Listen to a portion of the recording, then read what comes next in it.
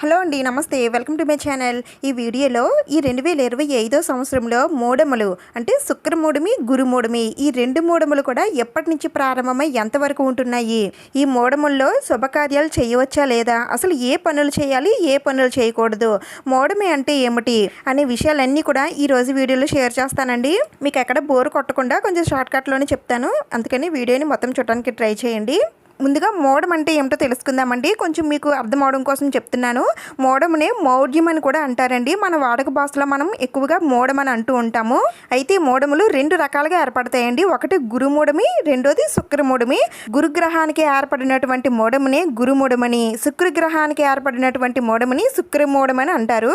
అయితే ఈ రెండు మూడములు కూడా సూర్యుడికి దగ్గరగా ఎప్పుడైతే వెళ్తాయో అప్పుడు మనకి ఈ మూడములు అనేవి ఏర్పడతాయి. అలా ఏర్పడినప్పుడు ఈ గ్రహాలు బలహీన ఎందుకంటే సూర్యుడు అడ్డుగా ఈ గ్రహాలకి ఉంటాడు కాబట్టి అందుకని ఇవి బలహీనంగా ఉంటాయి.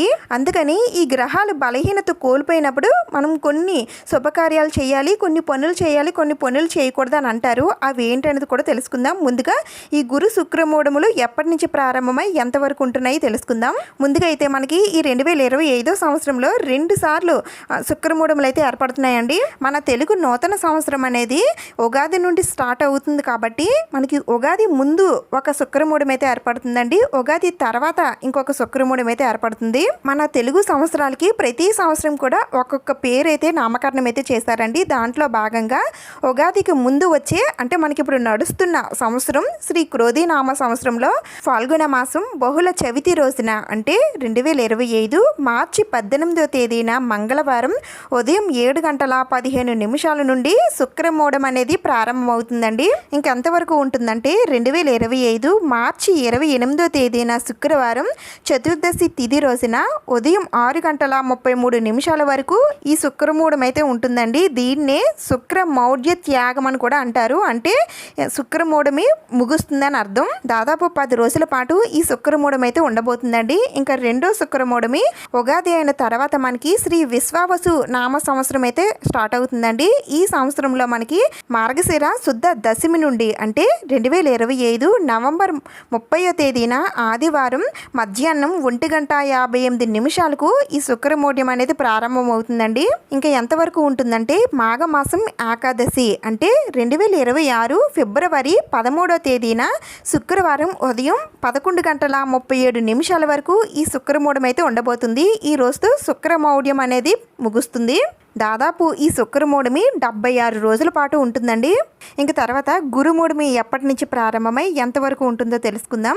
జ్యేష్ఠ మాసంలో పౌర్ణమి తిథి రోజున అంటే 2025 జూన్ 10వ తేదీన మంగళవారం రాత్రి 2:37 గురుమూడమి ప్రారంభమవుతుందండి. ఇంకా ఎంతవరకు ఉంటుందంటే ఆషాఢ మాసం శుద్ధ త్రయోదశి రోజున అంటే 2025 జూలై 8వ తేదీన మంగళవారం మధ్యాహ్నం 3:18 వరకు గురుమూడం అయితే ఉండబోతుంది. ఈ రోజుతో గురుమౌఢ్య త్యాగం జరుగుతుంది అంటే గురుమూడమి ముగుస్తుందని అర్థం. దాదాపు 29 రోజుల పాటు ఈ గురుమూడం అయితే ఉండబోతుంది. ఈ 2025 సంవత్సరంలో ఈ మూడములు అయితే ఏర్పడనున్నాయండి. శుక్రమూడమి అలాగే గురుమూడమి. అయితే ఈ మూడములు అన్ని గ్రహాలకి రావా అంటే అన్ని గ్రహాలకి వస్తాయండి. కానీ ఈ గురు శుక్రమూడములు అనేవి మన జీవితంపై ఎక్కువ ప్రభావం చూపుతాయి. ఎందుకంటే మన జీవితంలో గురుగ్రహానికి సంబంధించిన గురుబలం, శుక్రగ్రహానికి సంబంధించిన శుక్రబలం ఉండాలని అంటారండి. ఆ రెండు నిండుగా ఉన్నప్పుడే మనం ఏ శుభకార్యాలు చేసినా సరే అంతా కూడా మనకి మంచి జరుగుతుంది. అవే బలహీనత పడినప్పుడు మనం ఏ శుభకార్యం చేసినా సరే మనకు అంతగా కలిసి రావు. అందుకని ఈ మూడముల్లో ఎలాంటి శుభకార్యాలు అయితే చెయ్యరు. అయితే ఇప్పుడు ఈ శుక్ర గురు మూడముల్లో ఏ పనులు చేయాలి, ఏ పనులు చేయకూడదు అనే విషయాలు ఇప్పుడు తెలుసుకుందాం. ముందుగా అయితే పెళ్లి చూపులు, వివాహం లాంటివి ఏమి కూడా చేయకూడదండి. అసలు దాని జోలికే వెళ్ళకూడదు. ఇంకా తర్వాత ఉపనయనం చేయకూడదండి. నెక్స్ట్ గృహారంభం, గృహ ప్రవేశాలు లాంటివి అస్సలు చేయకూడదు. అయితే ఇక్కడ వెంటనే మీకు ఒక డౌట్ రావచ్చు, సొంతింట్లో అయితే గృహప్రవేశం ఎలాగ చెయ్యరు కానీ అద్దింట్లో చేయొచ్చా అని అడుగుతారు. అది కూడా చేయకుండా ఉంటేనే మంచిదండి. అది కూడా మనం కొత్తగా గృహారంభం అంటే కొత్తగా ఇంట్లోకి వెళ్తున్నాం కాబట్టి ఆ ఇల్లు మనకు అన్ని విధాలుగా కలిసి రావాలి కాబట్టి ఈ మూడముల్లో ఆ అద్దింటికి కూడా వెళ్లకుండా ఉంటేనే మంచిది. అయితే మరి కొంతమంది కొంతమంది పండితులు అద్దింటికి మారవచ్చని చెబుతారండి. కానీ మీ పరిస్థితిని బట్టి మారాలా వద్దా అనేది మీరే నిర్ణయించుకోండి. సాధ్యమైనంత వరకు కొత్త ఇంట్లోకి వెళ్లకుండా ఉంటేనే మంచిది. ఇంక తర్వాత యజ్ఞాలు, మంత్రానుష్ఠానం అంటే గురువుల దగ్గర మంత్రం తీసుకుంటారు కదండి, అలాంటివి, విగ్రహ ప్రతిష్టలు, ఏవైనా విగ్రహాలు ప్రతిష్టాపించుకోవడానికి కూడా ఈ మూఢములు అస్సలు మంచివి కాదు. ఒకవేళ మన ఇంట్లోకి కొత్త విగ్రహాలు తెచ్చుకున్నా సరే ఈ మూఢముల్లో పెట్టుకోకండి. ఇంకా ఈ మూఢముల్లో ఎలాంటి వ్రతాలు కూడా చేయకూడదండి. అంటే కొన్ని వ్రతాలు స్టార్ట్ చేస్తారండి. అలాంటి స్టార్ట్ చేసే ఉద్దేశం ఏమైనా ఉంటే మూఢం అయిపోయిన తర్వాత స్టార్ట్ చేసుకోండి. ఇంక తర్వాత నూతన వధువు ప్రవేశం అంటే కొత్తగా పెళ్ళైన వధువు అత్తారింట్లో ఈ మూఢముల్లో అడుగు పెట్టకూడదండి. ఇంక తర్వాత వాహనాలు కొనడం, మనం బళ్ళు కానీ కార్లు కానీ ఏవైనా మనకి శక్తి మేర వాహనాలు అవి కొంటాం కదండి, అయితే ఈ మూఢముల్లో అస్సలు కొనకూడదండి. కొంచెం మంచి రోజులు చూసుకునే తీసుకోండి.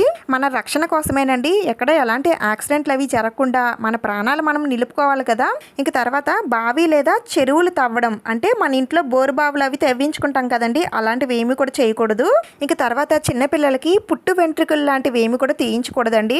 అలాగే పిల్లలకి చెవులు కుట్టించడం లాంటివి ఏమి కూడా చేయకూడదండి. ఇంకా పిల్లలకి విద్యారంభ కార్యక్రమాలు అంటే అక్షరాభ్యాసాలు లాంటివి కూడా ఈ మూఢముల్లో చేయకూడదు.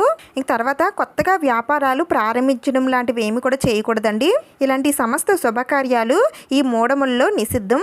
అయితే ఈ మూఢముల్లో ఏ పనులు చేయాలండి అని అంటే జాతకం రాయించుకోవచ్చండి. అలాగే నవగ్రహ శాంతి, జప హోమాది శాంతులు, గండ నక్షత్ర శాంతులు అన్నీ కూడా చేయించుకోవచ్చు.